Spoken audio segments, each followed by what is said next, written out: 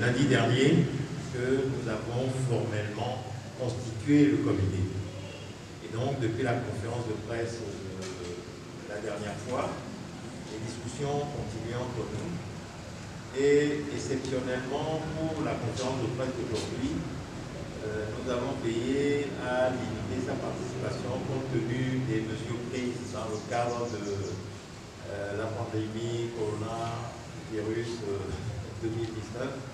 Eh bien, nous avons nous-mêmes voulu limiter la présence des représentants des différentes organisations et associations membres à cette conférence de presse. C'est pour ça que vous ne voyez pas une grande influence ici, compte tenu de l'exécutif de la place.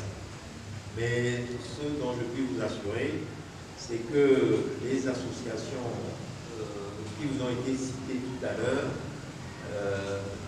sont là.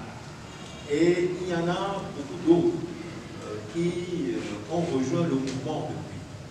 Ceci est un point que nous avons fait jusqu'à une dernière période. Vous savez qu'il y a différents regroupements de défense des droits de l'homme et de la société civile qui existent.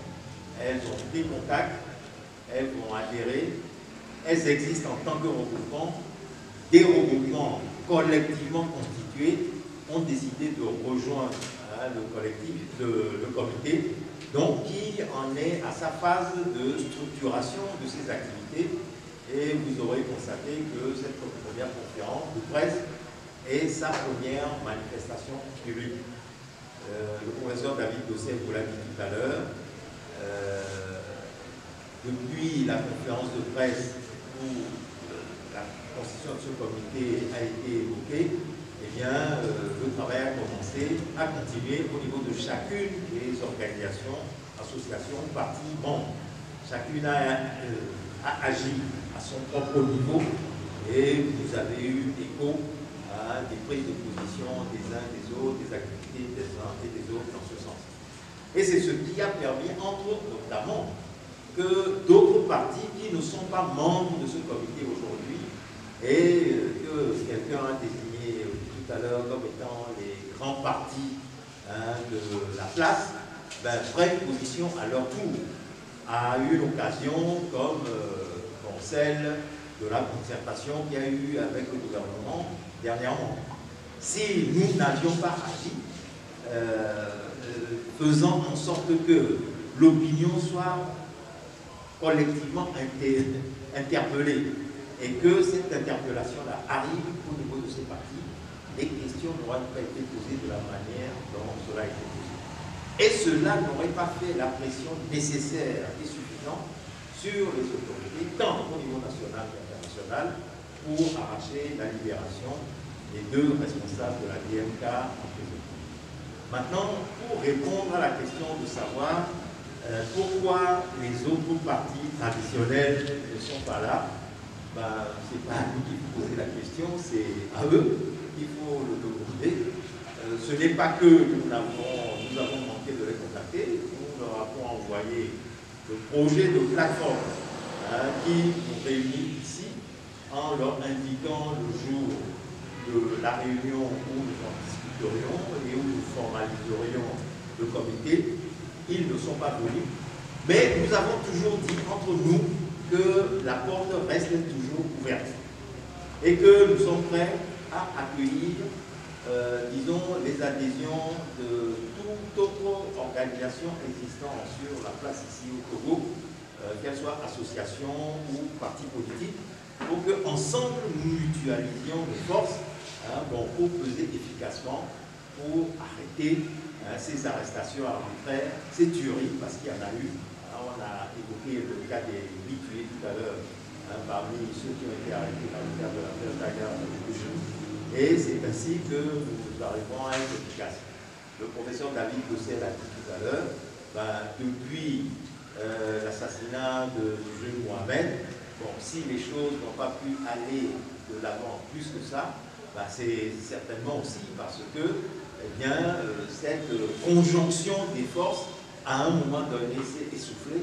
Et c'est à cela que nous voulons mettre fin en constituant ce cadre où il n'est pas question de poursuivre des débats à caractère politique. Et nous avons dit que l'objet qui nous rassemble ici, à savoir la lutte pour qu'il n'y ait plus un seul prisonnier politique au Togo. Et nous entendons par prisonnier politique tous ceux qui, pour avoir exprimé des avis divergents de ceux du parti au pouvoir ou des formations politiques ou des membres en place de l'équipe dirigeante, se voient arrêtés pour délit d'opinion. Tout cela, pour nous, sont des détenus politiques. Et donc, nous continuons cette bataille jusqu'à ce que tous soient libérés. Et il y en a d'autres pour lesquels ce sont des machinations pures et simples qui ont été fomentées pour les prendre parce qu'on les visait pour enrayer l'action de leur mouvement politique. Bon, c'est le cas, par exemple, pour les militants du PFP, manifestant à un moment donné, on a voulu qu'ils arrêtent leur action de la même manière que pour Brigitte Akerambo Johnson et Gérard Letossou, à travers leur action, à travers leur arrestation. On a peut-être voulu arrêter ce cycle de manifestations, de revendications de la victoire de la DMK que nous avons vu, pour ce qui est absolument injuste du point de vue des libertés. Donc, c'est ce que je voudrais ajouter à cela. Maintenant, sur la question de la CEDEAO, bon, je précise que au niveau de la CEDEAO, on accepte de prendre en considération les recours qu'à la condition que vous ayez épuisé les voies de recours sur le plan national. Si vous ne l'avez pas fait, vous ne pouvez pas aller là-bas. Et donc, bon, c'est ce dont il faut tenir compte. À savoir que certains l'ont déjà fait pour des plaintes qui ont été déposées et qui n'ont pas eu de suite sur le plan national. C'est le cas des dossiers de 2005 par exemple. Mais pour les autres qui ont suivi, il ne peut pas s'agir d'une arrestation qui soit quelque chose de nouveau dans la situation togolaise et qu'on estime que c'est directement à la CEDEAO qu'il faut aller et non pas devant les tribunaux togolais.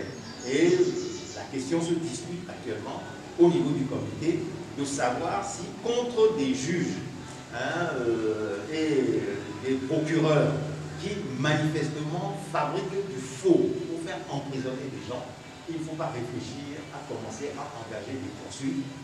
Nous en sommes au début de cette réflexion que nous allons poursuivre et nous donnerons des informations là-dessus au fur et à mesure que nous évoluons.